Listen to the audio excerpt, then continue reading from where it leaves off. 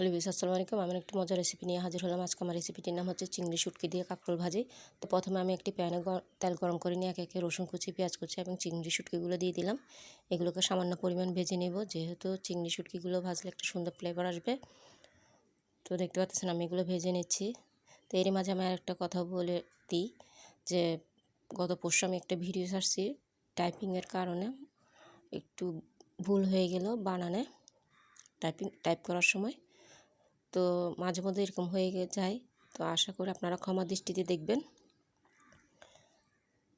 তো আমি প্রথমে এখানে সামান্য পরিমাণ কষানোর জন্য পানি দিয়ে দিলাম, স্বাদ মতন লবণ দিলাম, টমেটো কুচি দিচ্ছি, কাঁচামরিচ কুচি দিব, তো 1 চা চামচ হলুদের গুঁড়া দিচ্ছি, 1 টেবিল চামচ থেকে বেশি আমি মরিচের গুঁড়া দিব। আর এগুলোকে আমি লাল লাল করে ভাজে নেব। তো দেখতে পাচ্ছেন আমি নেড়ে চেড়ে কষিয়ে নিচ্ছি। তো আমার কষানো শেষ, এখন আমি কাঁকরোলগুলো দিয়ে দেব। তো আমি একটু নেড়ে চেড়ে নিচ্ছি। এখানে সামান্য পরিমাণ পানি দিব কাঁকরোলগুলো সিদ্ধ হওয়ার জন্য। দেখতে পাচ্ছেন আমি সামান্য পরিমাণ পানি দিয়েছি।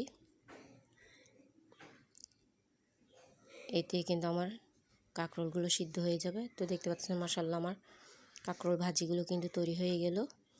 আর এই ভাজিটা কিন্তু গরম গরম ভাতের সাথে খেতে খুবই ভালো লাগে।